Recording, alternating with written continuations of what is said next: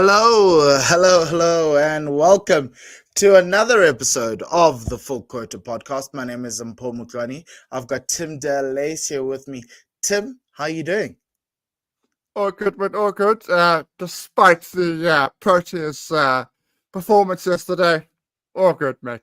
It was a bad day for both Proteas men and Proteas, and we'll talk about that. But before we do this, remember, we're a number one cricket podcast. We love you guys. You love us. It's a mutual relationship at this point in time. Please follow us at Full Quota Pod on X. For those who are new, subscribe to the Full Quota Podcast YouTube channel. Like and subscribe because you'll know when we go live, like when we do right now.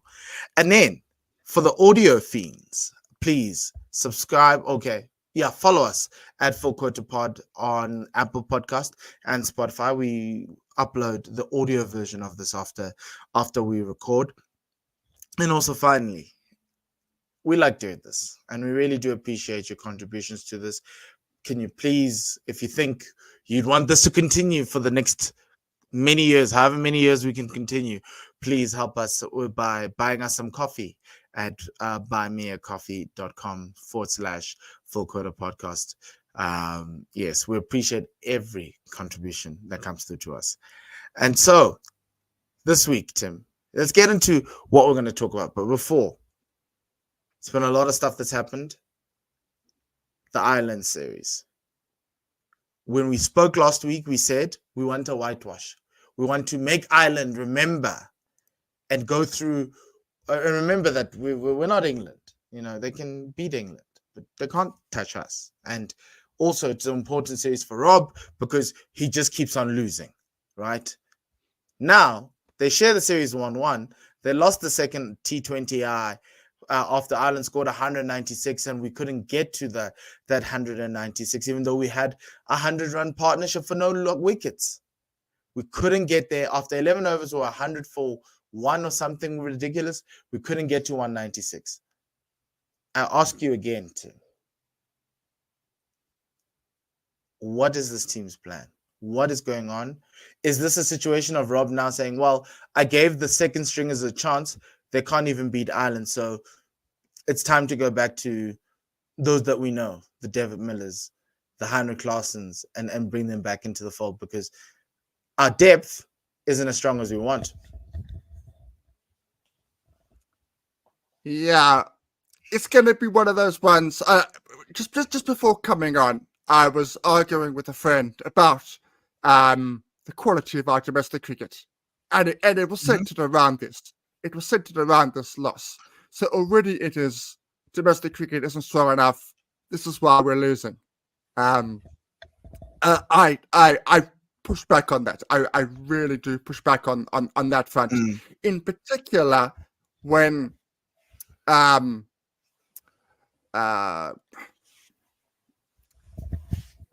not beyond more Patrick Berger. When Patrick Berger, they asked him before the series. I think, not Berger. Patrick Kruger. In the middle of the series, they talked in depth about his performances and how he'd made the side, and he explicitly said that without SA20, he would not have had the confidence that he has in his game at the moment. He would not be in the space that he is in at the moment. SA20 is a great competition. It is a fantastic competition. The standard there is extremely high. And he is somebody of one of those fringe players that has done well at that level, and he's proven his ability. So I do push back on the fact that it's because of domestic cricket. I really do. But there is a problem. There's no doubt about it. Of the last 8 white ball games, the Proteas have won 2. That's West Indies, Afghanistan, and Ireland. With all due respect, those are not the powerhouses of world cricket. So that is a huge concern for the Proteas. It is. And it's fireable offense in any other sport to lose 2 of the last 8. To win 2 of your last 8 would would make you lose your job. But obviously, cricket's slightly different. There's a lot of excuses, and the excuses I'm getting is these guys are just not cut up. We brought them up into the thing to come and see if they're good enough to play in the Proteas, and they're not. And I think it's the latter. It's the complacency of it. There's no urgency. There is no. I don't know how to feel. Like it's like they don't want to be out there. To a certain extent, for me, that's how I feel. And I don't want to say that about people who this job it is, but there's a certain level of intensity you bring to an India T20 international that you did earlier in this year than what we're getting now. It's similar to that Bangladesh series. Guys come giving us 80% and think that 80% will be enough against an Ireland. It was in the first test, in the first match. Now it wasn't. And it's just disappointing. It's a problem. And it's very frustrating to be sitting there and watching this team concede 196 runs once. That's you should never do that against Ireland. Like no matter what the pitch is, you should never do that. And to the point where Paul Sterling thought he was 15 short of a par total. He was. We just gave it to them, but he absolutely is right. They were short at the halfway mark. That's what makes it even worse. Look, we were cruising. We were in cruise control in our batting performance for 2/3 of that innings. And then all of a sudden, this is a wider point, I think, for us as well. When we're under pressure, we feel the need to clear the boundary. I don't think in the situation that we were in, when we had Birdsky batting as well as he did, a couple of wickets down, what we needed was rotational strike. A couple of twos and over with a boundary was enough. It was enough. It would have sealed the deal. We would have won the series. We didn't need to hit the ball out the boundary. We didn't need to score 12s and over. That wasn't necessary. What was necessary was 7s and 8s. So I think game management, from a Proteas perspective, a little bit inexperience, was found wanting. Yeah, and that's the nub of it all. It's disappointing. There's nothing we can do about it. But as I said last week, if you care about something, we will care about it too. It looks like they don't care about the series. It's just a plan to just increase the depth. And Patrick Kruger is probably the only batter who I could say needs another run. Ryan Rickleton, Reza Hendricks, yes, you put your hands up. I think from that on, you might get a few more games. But outside of those three, I sit there going, Tim, on some. If I didn't see the rest of the other guys, I wouldn't be surprised, because it stems from attitude, and that's my fun. It's attitude. There's the attitude that this team gives us when they play teams they believe are below the standard that they need to be. They give us 80%ers and they allow certain complacency, like that batting collapse from 3 down to 7 should never have happened. That lower middle order, someone was supposed to be like, no. But again, we give away for free. We think the next man's going to do it. And to a certain extent, against the big teams in the world, we get found wanting because this pattern continues. How do you arrest the pattern? You arrest it against teams like Ireland, but you don't want to because you think Ireland's not worthy of being played. And this is what happens. And then we see the attitude on the field. We see the attitude with the batting. And then so what conclusions are we as fans supposed to draw? You didn't care about the series. Yes, we said we shouldn't care about the series, but we said whitewash them, right? We as fans shouldn't care about the series. What we should care about is that you care about the series and you make it important for us to then watch. But I'm not going to watch any Proteas games this week because why must I? I'm going to watch it for the podcast, but I'm not going to watch it as a South African supporter because, quite frankly, these guys might just want to be at home. And if they don't want to be at home, then we can get guys who want to be there. And that should be the wording going around this team is if you guys stink up the joint, stink up the place, he might not be playing in green and gold again. And I hope Coach Rob, for however long he has in the job, he notes this because look, there are a lot of people here who are taking things for granted, and it ends up in embarrassing losses like this. And how many times have we sat here in the last year talking about embarrassing losses, embarrassments, firsts? Ireland now have beaten South Africa for the first time ever. Really? No, man, guys, come on. But anyway, another team in the subcontinent. Well, they're also in the UAE, preparing for a World Cup. First warm-up game. South Africa playing against New Zealand, who they should beat because New Zealand are in some other dark place. Yes, their kid's black, but they're in another dark place. And then you get bowled up for 92. How are we supposed to take that? Is it just a blip? What happened in Pakistan was just an anomaly? Like, I don't know. The problem with all of this, Tim, is hope. I am hopeful for this team, but they're just, again, is it a glitch in the new aggressive game plan where they were too aggressive and they found themselves wanting? Or are they reverting back to their old selves? Because they play India tomorrow, and that's going to be a problem. Yeah, look, the results don't matter in these warm-up games. They don't. If you just go on and you make the final and you win it, these results will matter very little. But I think where this team is right now, it needs momentum. It needs to take that momentum that it took from the Pakistan series into the World Cup. If we had lost by a couple of, say 10 runs in the last couple of overs, you could say, well, okay, fine. That's the nature of T20 cricket, and that's fine. I don't think there are any positives from this warm-up game, and I just hope it was a seriously off day. That's all I can hope for. There's something that happened yesterday that bothered me. Anna Kabosh opening the batting with Tasman Brits. Things like that need to end. You can't be protecting Laura. Laura must face as many balls as she can. Yeah. We've discussed Laura, and I think that Laura in other formats can bat down the order. This is not one of them. This is the format where we need her. If she can face 18 overs, that's what we want. We want her to face 18 overs.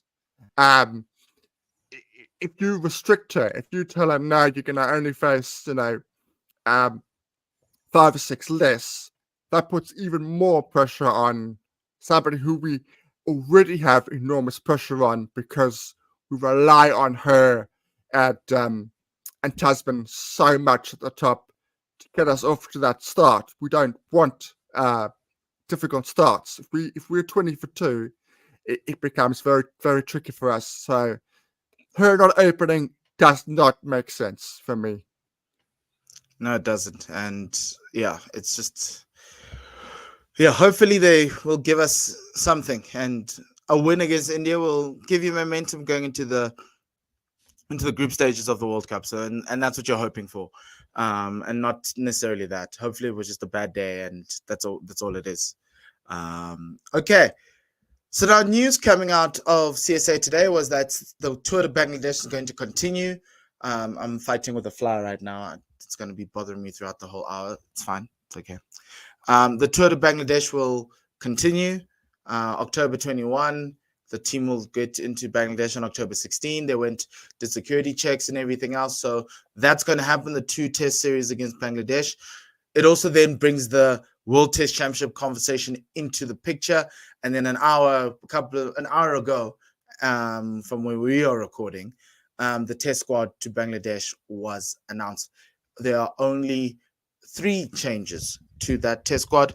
The test squad that was announced for 2 changes to the test squad that was announced to go to West Indies. One of them is Senran Mutusami comes in, and Miguel Pretorius comes out, so he stays out. So the test squad for our audio listeners: Temba Bavuma, captain; David Bedingham, Matthew Bretzker, Nande Berger, Tony Dezorzi, Keshav Maharaj, Aidan Markram, Vian Mulder, Senran Mutusami, Dane Patterson, Dane Pete, Gahisa Rabada, Tristan Stubbs, and Carl Verena.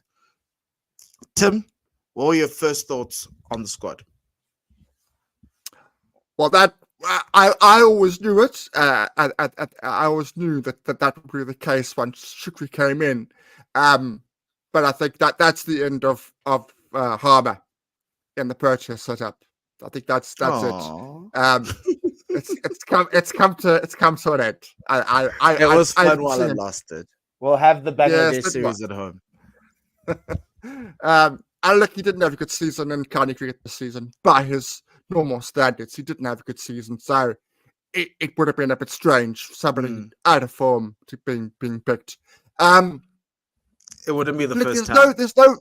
There's no real surprises there, as you say. I'm glad Matthew's getting a shot. I have high hopes for him. I think he's somebody that can play across formats. I'm a big fan of his. He probably won't get a start, but all the same, if there's an injury, I think he could do a job. Otherwise, it all makes sense. The Dane Pete one is, that he is with Keshav, our premier spin bowler. So Keshav and Dane Pete together. I suppose the only one that you could argue, not argue, but you could say, well, we like Sen. We like Sen a lot on the podcast. We've interviewed him a while back. But I'm not sure his domestic numbers are quite where they were previously. So maybe who a else? little bit. If not Sen, who else as cover? I think that's an issue. I don't think there's anybody else who's been knocking the door down in terms of a spinning option who can hold a bat. I don't think there's an obvious candidate. That would be the obvious thing. So you've gone for stability there. You've gone for consistency. You've gone for somebody who won't let you down. You'll give out 100%. So I get that. That makes sense. Otherwise, it's much of the same. There are no shocks and surprises. So for me, there was the bowling. It looks weak. It looks light. Nandre has had a great year, and so we're hoping that he and Kagiso effectively make inroads into the Bangladeshis. Coach Shukri did have a press conference afterwards, and I did ask him a question around the bowling and the restrictions he had in terms of bowling and the fact that there's not a lot of changes from West Indies. And these are tidbits that came from that presser. He said that the batting unit that we have is settled, and he thinks this is the batting unit that's going to go forward. So Temba, Aiden, Bedders, Tony, Tristan, Brietsky, Rickleton, Calvarena, all are effectively the guys that we're going forward with from a batting perspective. He then mentioned that they went and spoke with Russell Domingo around, because he's the former Bangladesh coach and he's now coaching the Lions. So that was something they had dinner on Saturday. And they spoke about obviously the conditions in Dhaka and Chattogram, and Russell felt that you'll need 3 seamers. And so from a seamer perspective, it's KG and Nandre. Marco's still injured. Gerald is still injured as well. Which is interesting because he said Marco was injured, but I think he just clumped him under injuries. But Marco Jansen's a very interesting one because I don't think there's an injury here. I think it was some sort of a resting break. So the question is, when are we going to rest Kagiso? But I don't think Kagiso is going to be rested. So that's also a thing because remember there was that CSA press release that said that all the seamers were going to be rotated and rested. This would have been the perfect time to rest Kagiso. But if Marco's unavailable, you can't necessarily rest him, right? And Lungi's in the worst form of his life, so that was something that came out. Well, not the fact that Lungi was in the worst form of his life, but it was something that was noted that they classified Marco as injured and not being rested. So he said that he'll most likely play 3 seamers, Vian, KG, and Nandre, with Pato as a backup. they're bringing him in. They felt that they didn't need to bring in another pacer, Miguel, largely because of the fact that they won't need to play 4 seamers. He did mention that Britsky in the line is the next batter up, but obviously behind Rickleton, depending on how that's going to go. Obviously they have a camp a week before they leave to try and iron out all the spin issues and the ability to play spin, and in light of what they're seeing with Sri Lanka and Bangladesh, and currently happening in these test series that they're playing against India and New Zealand. The question on Mutusami is that he is in as a cover for Kesh as a left arm spinner to help with the batting. From what Coach Shukri intimated, he's going to go in with Dane and Keshav with the 3 seamers and 6 batters, but he said that's also 50-50 depending on how it's going to go. So you might get a 7-4 split with Vian considered your 7th batter, and you go 2-2 or 2-1 or 3-1. It is quite interesting that Vian could end up batting at 8 as one of the 3 seamers with 1 spinner, and then they mentioned that should Dane Pete not be there, because Keshav bowls so many overs in a match that Aiden and Tristan may be required to bowl some overs, which heart palpitations for myself. But anyway, and then here's an interesting one. The last test series we won on the subcontinent was in 2014. And next year we're going to Pakistan and we're going to India away. And so Shukri is looking at this as a prelude into next season. So into next year, because he says he wasn't looking at World Test Championship. But for those who are looking at the World Test Championship, like myself and Tim, we need to win 5 of the next 6 to get there. No draws, wins. So it's going to be interesting to see the tactics that the Proteas take, and I think they might go 6-5 to make sure that there is a result and they can secure a result. But the other interesting thing is if we go a 7-4, you might actually go for Mutusami and Keshav Maharaj and drop Dane Pete, but that's going to be quite unlikely because he did mention that he likes that Mutusami can hold the bat. But yeah, that was like the gist of what was happening, and to a certain extent, yeah, I think he's picking a team with the hand tied behind his back in terms of the fast bowling. But I think if a Gerald was there, it would have made life a little bit easier to him, because then you can go 7-4 with Mutusami as your all-rounder and Keshav as your other spinner, and you can go with Gerald, Kagiso, and Nandre, but obviously Gerald's injured, so Vian gets another run in the side, which, oh, man, if there ever was a player who has a lot of good fortune, firstly is Aiden Markram, the second one is Vian Mulder. Lots of good fortune. Lots and lots of good fortune. Yeah, that's interesting what you say. I was just looking up just to back up my point about Mutusami. But I think you're right. It's that batting ability that's got him in. But last season, 13 wickets to 39. So he's not, at his primary job, he's not doing great. I wonder what Sir Brian thinks though. Sir Brian plays the A game. He gets 9 wickets in a match, does the business, and is not part of the picture. I do wonder about that from his point of view. If I'm getting picked for South Africa A, I get a load of wickets. I get 6 wickets in an innings against a good Sri Lankan side, and I'm not going to Bangladesh. No, that would be an interesting one for me if I was him. But I think your point is. I think the way Shukri looked at it was Keshav has no backup, whereas Dane Pete, you can get one of the batters, Aiden or Tristan, to bowl if you want to have an extra batter and that, right? So it's not a question of Pete is out, Sir Brian in. It is if we can substitute, which If I'm Brendan Subran, I'm punching a window right now, with Kesh, with Aiden and Tristan, which is no Subrian, and then nowhere near a Dane Pete. So I'm with you there.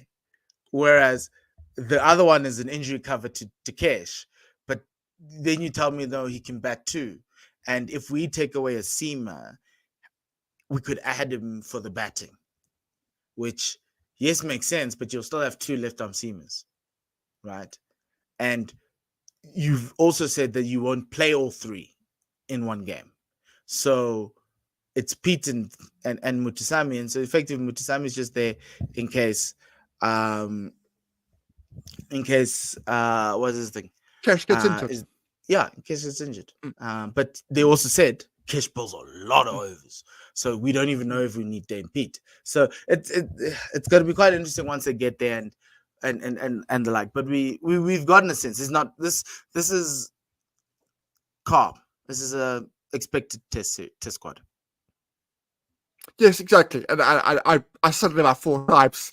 I'm trying to come up with something, but it is what we expected. It's the team that we expected. Trippi knows very much now what his say 13 is. He knows what his 13 is and what he wants from the individuals that he picks. We might have questions around it. So I've already questioned about the non-selection of Subrian. We have previously discussed about the non-selection of a younger pace bowler, one for the future, over somebody like Dane Patterson. I think Dane Patterson will do a decent job over there. But again, if I'm a computer from the Dolphins, I'm going, I took the numbers last year. I'm fit, I'm quicker, I'm younger, I'm stronger. Why am I not in the picture? We know Shukri provided an answer to that. Shukri provided an answer to that. Yeah. All I asked was your personnel in the bowling, what restrictions you have, and then he just went through all of them. Pato can bowl wicket to wicket. He can give you a semblance of control. So in games, if you need someone to be able to do that, which I think that's the Vian Mulder role that he's going to be doing, and I don't think Vian does that well at all, but it's fine. He just wants someone who can do the whole wicket to wicket as a medium pacer and give control back to the captain. Whether he's going to start, no, but that's essentially the reason why Pato's going, right? And then obviously then mention that I've got 4 seamers. I don't need to bring another one in, because that's essentially where we are. And to a certain extent, I disagree with that a lot. I think you want your best bowlers and a guy who's going to give you some sort of control, but he's not going to play. And the other one who's in there who should be giving you control is hot and cold at best. I don't know. I really don't know. So I'd rather have given, like yourself, someone who, this is a bare Swanepoel spot. This is where you give a bare Swanepoel a chance in this spot. He's not as fast as everyone else, but he does give you the control that you need, and we've seen it in domestic cricket. And so for me, it's not Oguhleqele. Oguhleqele should also be in the reckoning here for having a great season last year. But Bear Swanepoel, since we've started this whole provincial thing, has been the best bowler we've had. But he hasn't even seen the inside of a Proteas dressing room. So, yeah. Look, remember, Shukri also picks on characters he understands, guys he knows. And from a bench perspective, I'm not going to fault him from the bench. Starting, this is the 11 that we're going to get. The bench, Simon Harmer, Dane Pete, much of a muchness. Mutusami, makes sense. Yeah.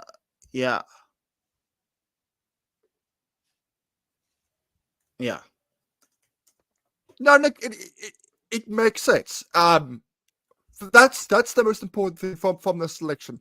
You look at the selections, and you and I can disagree on slight things, and from Shukri's perspective, we would have gone slightly differently. But we can see what he's doing. We can see the direction he's going in. It might not work, but at least, excuse me, at least we can see what his plan is. At least we can see what he is trying to do. At least we can see why he thinks that person or this person is best placed to be in that squad. I can see it. I can see in those conditions you do need somebody who is going to bowl wicket to wicket and not give any width away. Yes. On those, you need something like that. You absolutely need something like that. So I can see it. I can see it. Time will tell if it works. Yeah,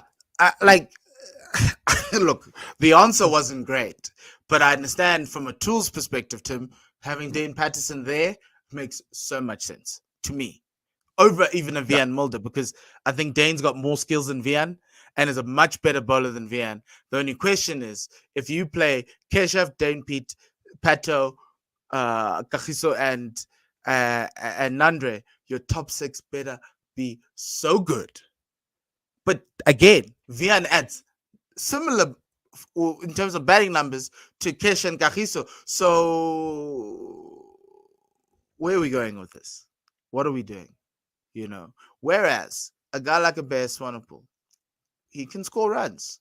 7 is still too high, but he gives you that too, right? Whereas you're like, no, we're looking to the future. Similar to Marco, he could surprise us all and bat above his station and make that number 7 role his, right? And courses for courses, and we're going to Bangladesh, we're going to Pakistan next year, we're going to India. Instead of looking at Vian, give Bears a chance. So I understand and I get you there. And to a certain extent, that's where the Mutasami angle comes in. The only problem is that you're not dropping cash. So who's a right arm orthodox spin bowler who can bat? Something we don't have at the moment. But again, if I'm Purvis, I'm going, there's a spot for me there. If I have a really good competition 4-day series, if I have a really good momentum 1-day cup, there's a spot there for me, because his leg spin, I think, is highly, highly underrated. But he does need to do what his primary job is. His primary job is to score runs. So, but you're right. We don't have a lot of those. We don't have a lot of those sorts of players, which is why Markham plays every single format. You'd swear that right arm orthodox spin is the one you would get. Like, just have a batter. Where's John Smuts, guys? I'd bring John for this. Like, I'd be like, John, you're just here to bowl spin, and whatever runs you get at 7 is a win. I reckon if John was 25, he'd be there. I really do. If he was 25, he'd be in there like a shot. Hey, bruh, we went to New Zealand without a John Smut. Guys, we must stop being ageist when it comes to players. John's not that old. He can survive 5 days of Test cricket, right? Bowling 20 overs a day. But oh man, John must be kicking himself right now. Man, bring back John. Justice for John. That's what we need to do. Yeah, because like if we think about it, who else bowls? Neil Brunt is an interesting one. If you think about it, Tim. Yeah. Because he'd be batting at 7 with a new ball, and you're just like, Brunty, we're just here for you to bowl. If you can get a couple of partnerships with some of the top order, happiness. That's an interesting one. And he said at the press conference, he said he wants batting ability. If you want batting ability with the spin, Neil Brunt, you took him to New Zealand. He did okay in New Zealand. He didn't do terribly. He did all right in New Zealand. Yeah. He bats better than Vian at this point in time. even as an opener. You can drop him down to 6. Oh well. Yeah. If you're a player and you're watching this and you're just a batter, maybe start throwing things at the wall. Okay, cool. That's enough about the Proteas. We'll talk more about them as they get there, but that was just the breaking news that happened today, and it somehow helped us fill up the spot. Okay, so this weekend we had our first look at this year's domestic teams in the CSA T20 in Division 1. We obviously Division 2 started the week before, but this weekend was the first big weekend, and it provided a lot to talk about. There was a DLS situation there in Bloemfontein. There was drama at the Wanderers when the Lions decided to show us that they are not a September and October team, but they're a November team. But yeah, I've got a lot to talk about. Let's go through the results of the weekend. We'll go Division 2, then we'll go Division 1. The Badgers lost the Impalas this week. The Impalas posted 150 for 4. The Badgers managing to the Badgers only getting 148 for 5 for 8, and the Impalas getting 150 for 4 and winning by 6 wickets. Keenan Vieira, Tim spoke about him last week, again in the runs, 58 for 40. Eldred Hawken for the Impalas, 3 for 18. Don Khatebe, 3 for 17 for the Impalas, and Mornay Fenter, 64 of 45 balls to secure the win there for Limpopo, the defending champions for Division 2. The Tuskers, the KZN Inland ACDC Tuskers, as they call themselves, 132 for 6, beat the Eastern Cape Lanyati 123 for 9 by 9 runs. Mbulelo Budaza playing for the Tuskers took 2 for 7. Carl Nipper took 2 for 17. And Sean Whitehead. Tim, Sean Whitehead's playing for the Tuskers, right? Or Sean Whitehead is playing for Tuskers. Yeah. Tuskers. 1 for 18. Yeah, because he moved to the Warriors and then he made a move across to the Tuskers. So good bowling performance there by the Tuskers in Maritzburg on the weekend. Then the Eastern Storm played the Mpumalanga Rhinos. They hosted them here in Benoni. Kabele Sikukune, who scored 80 in the last game, coming back again with 43 runs off 33. Dani Rousseau, 41 off 25. Devon Murray, remember him, Devi, from the S Under 19. He scored 37 not out of 23 to beat the Mpumalanga Rhinos by 23 runs. You could call that more of it's not a defeat. It's something deeper.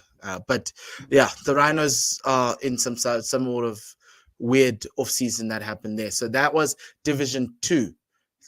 Division 1. Let's talk Division 2, Tim. Of those 3 ones, obviously Keenan Vieira's up there. Sikukune getting in the runs. What performances impressed you there in Division 2? Yeah, so obviously Keenan Vieira, I'm a big fan of his.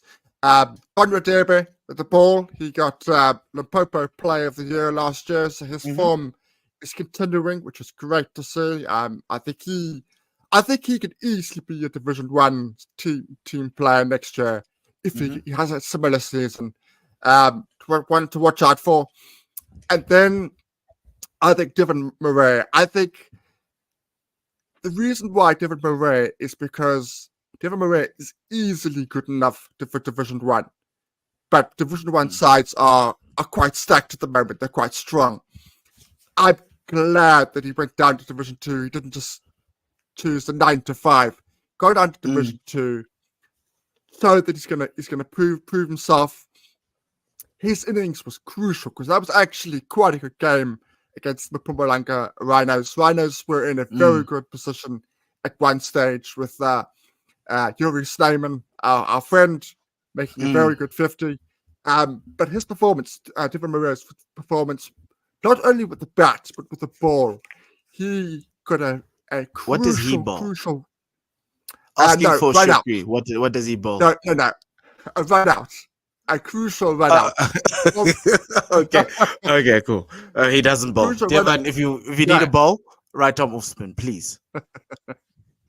Crucial run out from the boundary, hard and flat, and it was game changing. So his batting meant that Storm got enough runs, and that run out was so for me, he is the Division 2 player of the week, without a doubt. Oh, well, And okay, I we hope have it that now. continues. Okay, we can introduce that. Division 2 player of the week, Devon Moran. Devon Moran, congratulations. If you can bowl off spin, even better. You can keep your title next week. So that's something. In case Grant Thompson, you are listening, just let him just rip a few. Grant Thompson. Oh yes, that's right. Yes. Sorry, yes. Sorry, it's okay. They move a lot now. So Grant's back in Easterns. Everyone's moving. So okay.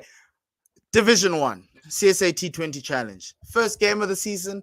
Lions host the Titans at the Wanderers. Luandre Pretorius batting first, 82 of 43. Keegan Peterson, 68 of 40. Shout out to Donovan Ferreira. He scored a 51 of 19, but we don't have enough space to put him in there.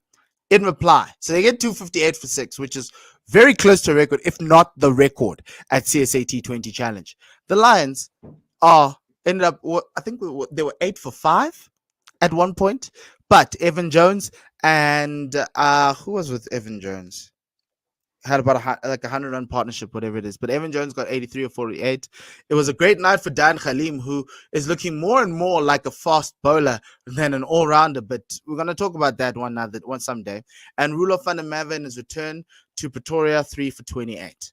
In the next game, the Dragons beat the Knights in Bloemfontein. They scored 144 for 4.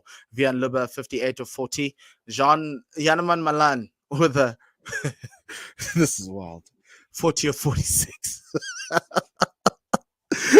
And in reply, it was rain affected. The Knights needed 150 off 18 overs.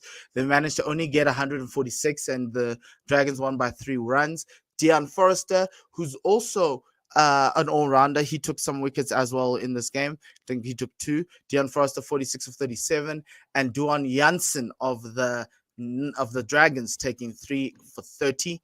The Warriors, 163 for 4. Beat the Dolphins by 6 wickets. Dolphins set them 162 for 9. Ethan Bosch, 45 of 19. But it was the man from Gqeberha with all the runs. Jean du Plessis, 69 not out of 45. Josh King, 41 off 29. He came from my alma mater, St. John's. He played for the Lions in that youth structure, but then he went to the Warriors, and he's now getting games. Christopher King, 3 for 18 with the ball. Tim, who impressed you the most here? And it can't be Janeman Malan.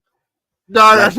But I do want to everything to get those 40 runs. I do want to talk about him. But I will just pause it for a minute, because I watched that innings from ball 1, and it was something to behold. Anyway, it really was. Okay, who impressed you? So, Sean du Plessis, first game in Division 1. Well, I should know, because he played ball out last season. The first of the official new season. I think without his 69, the Warriors don't beat the Dolphins. I think it was that crucial. And it wasn't squash. It wasn't hitting the ball out the ground, not incessantly. It was positive, looking for spaces, keeping the ball on the ground mostly, and looking for gaps. It was a very well-timed innings, because it was quite slow at the start, because it needed to be, and it was just a well-timed T20 innings. And when he needed to go through the gears, he did. Outstanding innings. I've always said, we said last season, we said he has to be playing in Division 1. And it's only 1 innings, but I think you're going to be a lot more innings of this note of Jean du Plessis. That's cool. That's cool. And then Luandre Pretorius in Pretoria. Well, not in Pretoria, but at the Wanderers. Really love that innings. Let's not get ahead of ourselves, but really good to see dominance at the top. The other for me, if you want a contender for Player of the Week is the Titans captain, Keegan Peterson. I don't understand how the Titans, with all the experienced players, ended up making Keegan Peterson captain. Says a lot about Keegan Peterson. Says a lot about the other guys at the Titans right now. But anyway, I'm not going to delve into that because that was the surprising thing for me. You arrived and you're like, who? Okay, fine. I'm okay with that. Keegan Peterson scoring that 68, kind of changing the narrative in terms of who he is as a batter. He's not seen as a T20 batter, but he managed to put up the numbers, right, and put up the goods. Donovan Ferreira scoring 51 runs. Well, welcome back, Donovan. Clearly, domestic cricket is your level. Anything above that, we're not so sure. But we love watching you bully teams, and you bullied the Lions. To the Lions, if you want to win a game, don't open with Zubair Hamza, Wandile Makwetu, and Mohamed Manak. Great cricketers in their right. I love them to bits. I think they're great. But for this format, you are on a hiding to nothing. A massive hiding to nothing. And if this is the team, the batting lineup you're going to roll out for the first couple of weeks, you might as well forfeit the CSA T20 challenge because clearly you're not interested in winning games. I love Wandile. This level is too high for him. He should be going to Division 2. He should be playing in Division 2. I like the fact that you're keeping him around because a weekend keeping option. He's also a Black African batter. But there needs to be a come to Jesus moment in terms of him. There are teams in Division 2 that could use a player with this skill set. He could be such a superstar in Division 2. He could grow in his game in Division 2 instead of coming and going, getting this game, getting that game, and all of that. And then all of a sudden opening the batting for the Lions in a CSA T20 challenge? No, man. No. Also, same thing with Mohamed Manak. We've tried it. It hasn't worked. It could be a good year for him, but is this the opportunity that you would like to give him? I'm not so sure. Obviously, Rusty's not there. Timber is not there, and I don't think Timber's going to play because he was in the stands on the weekend. He was at the stands. Unless if Timber was like, I ain't coming out to this with this 11. Like, no. I'll wait for Ricks and the guys to come back. And to a certain extent, you can't live as the Lions. You look at your neighbors. Your neighbors are losing also some quality players from the Proteas, but they are still able to provide a team that can compete at this level. And don't say you were surprised that the CSA T20 challenge would be early this year. You did nothing in the off season. You just offloaded players. You never got players in. And the great teams always are tweaking. And if you're going to roll the same batting lineup up, I feel sorry for Captain Mitch van Buren. I really do. Because even from a bowling perspective, I think that's a little bit better. But the batting, oh my word. So disappointed in the Lions. My word. Anyway, Evan Jones, well done. That 83, if everyone else came to the party, we could have done something. But we're getting some high-scoring wickets there at the Wanderers, Tim. One thing to note is that Western Province and Boyland game at Newlands got rained out because somehow it's still winter. Someone forgot to tell Cape Town it was spring. It rained all day today until about an hour ago. So it's still raining. Yes. Now, fess up. Who of you, and I'm talking to the viewers and the listeners, who of you forgot to tell Cape Town it was spring? Please, can you knock on that person's door and let them know that, we need to play some cricket now. But anyway, so that was week 1. Some of the really, really interesting performances. Tim, let's talk Yaneman. I do want to touch. I think we've got to touch on Yaneman. We have to. I mean, you can't 3 get years 40, ago 46. You cannot do it. Cannot. 3 years ago, ICC ODI Player of the Year. I cannot specify that enough. ICC ODI Player of the Year. Maybe he thought he was playing an ODI. No, dude, I don't know. I don't. I'm going to say what it looked like, not what it was, because I'm not him. I'm not in his headspace. It looked like somebody who doesn't want to play cricket anymore. It looked like somebody who's actually not there. It looked like somebody, I don't know what to do next, so I'm going to stick around for another year, but I don't actually want to be here. That's what it looked like to me. He was dropped twice on naught. twice. Did they bring? Okay, quick question, Tim, because I didn't watch that innings. Did they bring out a left arm spinner? Eventually, but they didn't start with one. Which come on, Knights. it was dropped at slip, dropped, caught and bowled. 2 balls later, massive run out chance. He was nowhere. He was absolutely nowhere. And I think he saw that and he goes, I can't do this. I can't do this. I don't actually know how he got to 40. I genuinely don't know how he got 40 runs. He's struggling. He is really, really struggling. I hope there's a turnaround some point of the season because this boy is so talented. But right now, that performance, that's Division 2 standard. That's what it is. That's what it is. And they brought him in. And they let go of another guy who scored 39 in like 17 balls. That's Lesego Senokwane. That was the Senokwane revenge game for me. And you let Senokwane walk out the door, thinking that this guy's coming in. I get it, right? He's done it. Senokwane hasn't. He's shown glimpses of it. And you back a guy who was in your system and who's been a Protea and all these great things. But if he's a shadow of his former self, it's going to be a very long season for the Dragons. But great win in Bloem. I think the Knights themselves are still trying to sort themselves out because I caught glimpses of the game. I didn't see the runouts. And at points, I thought, this is a team that was in Division 2. But they're getting there. Gian Kluter, 100th T20 game. Well done. That's a massive feat. So congratulations to him.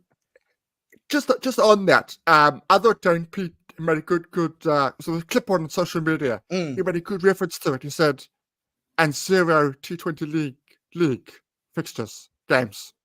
That's 100 games with no flying to Caribbean Premier League or this league or that league. That for me is a huge testament. The Mzansi Super League was a league. Yes, does that count? Yeah. It does, but you know what he means. Yeah, you're not getting. I get you. 5. Okay, Tim. Yeah. Let's wrap it up. Who's the Division 1 Player of the Week? You said John Du Plessis. Yes, for me. So not Blue. No, John Du Plessis for me. Okay, there'll be Titans fans who'll be sending you hate mail. I will put Tim's email in the comments at this point in time because there's another Keegan Peterson who kind of needs to get that Player of the Week accolade. But anyway, okay. Dayan Khalim, 3 wickets, 22 runs. Okay, we see you. Can you do more of that? And then with the bat as well. That would be really great. Especially because, SA 20 auctions this week. It's going to be fun. Okay, let's look at the fixtures. CSA T20 knockout, that's Division 2. The Northern Cape Heat will be hosting the Linyati in Kimberley. The Mpho Impalas will be hosting the Storm in Polokwane. The Southwestern District Badgers will be hosting the Tuskers in Oudtshoorn on Wednesday. On Saturday, the Eastern Cape Linyati will be hosting the Badgers in East London. The ACDC Tuskers will be hosting the Northern Cape Heat in Pietermaritzburg. And on Sunday, the Limpopo Impalas will be hosting the Mpumalanga Rhinos in a Northern Derby of sorts in Polokwane. So please do catch that on the CSA YouTube channel. All of these games will be on there. And then on the CSA T20 Challenge fixtures, that's Division 1 on Friday at 6 p.m. We'll have all 8 teams playing. Boland will be hosting the Knights in Paarl. The Dolphins will be playing their first game of the season at home against the Titans in Durban. The Lions will be hosting the Warriors at the Wanderers, and the Dragons will be hosting Western Province in Potchefstroom. On Sunday, all 8 teams play again. The Warriors in Gqeberha will be hosting the Knights. The Lions will be hosting the Dolphins in Johannesburg. The Titans will be hosting Western Province at Centurion. That's their first game of the season. and the Dragons will be hosting Boland in Potchefstroom. So a homestand for the northern teams, the Lions and the Dragons, as well as the Titans. So it's going to be quite interesting to see how teams fare in this kind of wet and cold Highveld, because if it's raining there, it's going to be raining probably on Friday here in Johannesburg, because that's how things are. But we pray for no rain. Tim, any game that you're looking out for? Any storyline that you want to? Robbie P, please play Matthew de Villiers on Friday. That's all I ask. You play Matthew de Villiers on Friday, and I'm happy. Tim, who's Matthew de Villiers? He is a club cricketer from down here who is now in the Warriors squad. Top order bat. Can he bowl off spin? He can actually. No, he can. He literally can. Off-spin. Yes, he was off-spin. Yeah. Well, yes, awesome. But yeah, we're looking for off spinners. So next week we'll have found an off spinner, because outside of the fast bowlers, off spinners are missing. Outside of Brent, we know you're available. We understand that. We just having a good time here. Okay, that brings us to the end of the show. Remember, Proteas women play tomorrow 4 p.m. in a warm-up game. The Proteas men play throughout the week in the ODIs. They'll be live on SuperSport. That's great. The CSA T20 challenge games will be on SuperSport. If not on SuperSport, CSA YouTube channel. You can go back and rewatch that. So that's going to be an important thing that we're doing this year. Everyone is focusing on domestic cricket. CSA is focusing on domestic cricket, especially trying to get it as many games as possible. The Hollywood Bets Pro 50, which is the women's domestic season, starts this weekend as well. So that's also a good thing to look out for on the CSA YouTube channel. So great things are happening everywhere. So yeah, lots of cricket. As they say, was an hour. Come as well. Bring your friends. But remember, with us, please to like and subscribe on YouTube. Please follow us at Full Quota on Twitter and on Instagram. We have an Instagram account. And then please also follow us on Apple Podcast and Spotify. And last but not least, please buy some coffee at buymeacoffee.com/Full Quota Podcast. Every contribution is appreciated. Helps us keep doing this, going to press conferences, doing all of these things. And we promise this year, get you more information and more insight and more tidbits into what happened, how things went, and the games we watched and the games we liked and the games we didn't like. And to talk about things like what happened to Yanuman Milan. What's going wrong? We don't know. Tell us if you know. Please send us through your comments. And yeah, we appreciate all the comments and everything else. Outside of that, Tim, thank you very much. And we'll be back when we are back, because you're supposed to like and subscribe, because then you'll know we're not back. But we'll be back soon, but every time on a Monday and then sometime during the week. Outside of that, lesale kakahiso.